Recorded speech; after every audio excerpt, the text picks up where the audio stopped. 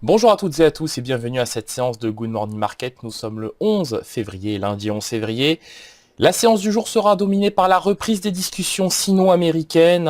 Les deux premières puissances économiques ont prévu de se rencontrer à partir de ce jour à Pékin pour revenir sur les thématiques associées à la propriété intellectuelle ou encore au transfert de technologie, d'autant que Robert Lighthizer, représentant au commerce, et Steven Mnuchin se rendront jeudi et vendredi à Pékin pour finaliser les discussions.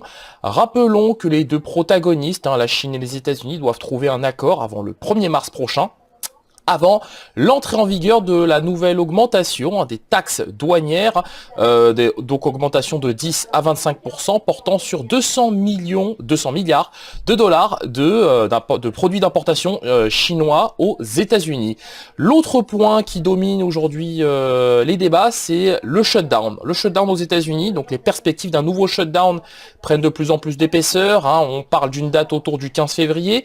Les démocrates et républicains ont repris les discussions en fin de semaine dernière, donc c'était samedi, pour des discussions autour de la sécurité aux frontières. Ils n'ont de nouveau pas réussi, ils n'ont toujours pas réussi à trouver d'accord sur cette thématique. Et donc, en cas de non-accord avant vendredi minuit, 23h59 plutôt, eh bien, nous pourrions assister à un nouveau shutdown à partir du 15 février prochain. Passons tout de suite au calendrier économique de ce lundi. Vous allez le voir, il est relativement peu chargé, donc il sera d'ailleurs essentiellement tourné vers l'économie britannique, puisqu'on prendra connaissance à 10h30 du produit intérieur brut du quatrième trimestre, en rythme annualisé et au titre du quatrième trimestre. On s'intéressera aussi par ailleurs à la production manufacturière et production industrielle au titre du mois de décembre. Enchaînons avec le DAX 30 qui regagne du terrain, qui retrouve des couleurs ce matin.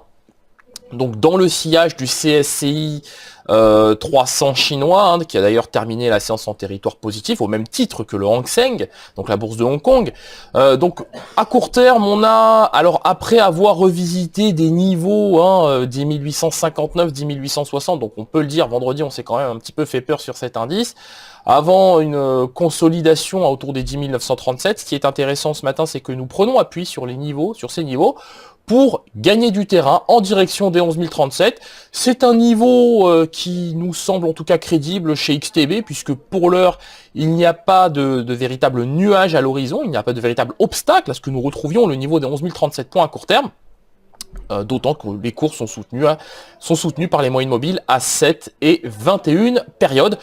Toutefois, en cas de repli technique sur le niveau des 10 950, 937, nous pourrions évidemment, la probabilité pour qu'on revienne sur le niveau des 10 860 points,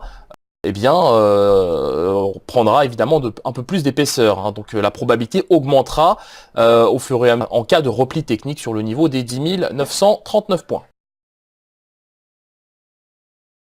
La paire euro-dollar, donc on assiste depuis plusieurs jours à un renforcement du dollar qui ne cesse de s'amplifier. Donc évidemment, ça a un effet tout à fait négatif sur l'euro. Donc on est aux portes des 1,13 $ pour 1 euro. Nous le disions déjà la semaine dernière, le niveau des 1,13 c'est notre objectif. Donc on y est presque. Donc on conserve évidemment notre biais vendeur, puisque les rendements du Bund n'ont pas cessé de décroître vendredi dernier et même ce matin. Même son de cloche du côté des rendements du 10 ans américain, mais dans le sens inverse, puisque ces derniers n'arrêtent pas d'augmenter.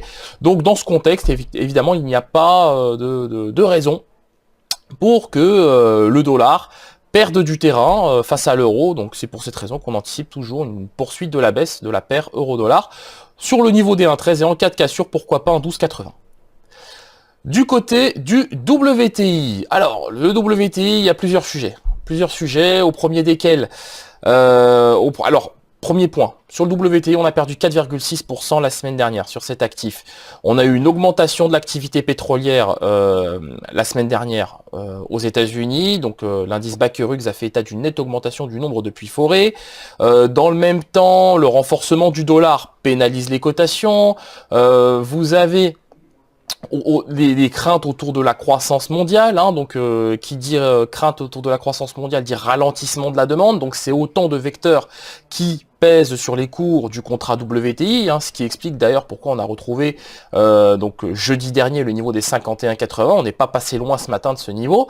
Maintenant, du côté des vecteurs haussiers, il y en a quelques-uns. Il y a la réduction de la production des pays de l'OPEP, mais qui a de moins en moins d'effet sur les prix du pétrole, il faut le dire, et aussi les sanctions américaines sur le pétrole vénézuélien. Donc, à court terme, on a quand même un petit biais acheteur sur le WTI, avec un retour sur le niveau des 52,57. Maintenant, en cas d'invalidation, en cas de rupture, pardonnez-moi, du niveau des 52,14, nous pourrions probablement retrouver le niveau des 51,80. Donc vous voyez qu'on n'est pas très loin du niveau d'invalidation sur le contrat WTI. Poursuivons cette analyse matinale avec le gold, et le gold qui lui forcément continue de gagner du terrain dans un tel contexte. Alors ce n'est pas parce que le dollar américain gagne du terrain face à l'euro que le gold en perd de son côté. Alors on a perdu un peu de terrain la semaine dernière, mais rien de transcendant sur cet actif. Donc de notre point de vue, chez XTB, on table cette semaine en tout cas sur un retour à 1323 $ l'once, et en cas de franchissement de ce niveau, pourquoi pas une progression en direction des 1330 $ l'once. Sur la paire USD Yen, donc voilà, même son de cloche que sur l'euro, donc que face à l'euro plutôt. Donc le dollar se renforce face au yen en raison de la vigueur des rendements américains. Donc je fais notamment référence à la progression des rendements du 10 ans américain. Du côté des taux japonais, on connaît la chanson, on sait qu'on est autour des 0%, même un peu en dessous, 0,1 à 0, voire même en dessous de 0. Donc c'est pour cette raison que sur la paire USD Yen, nous avons un biais acheteur et que nous le conservons en direction de la fourchette des 111,35 à 111,77 yens pour 1 dollar à court moyen terme. Merci d'avoir suivi ce Good Morning Market. Nous allons nous quitter sur cette note. Nous vous souhaitons une excellente séance de trading, une excellente journée. N'hésitez pas à nous laisser un commentaire, à liker et à partager cette vidéo. Au revoir.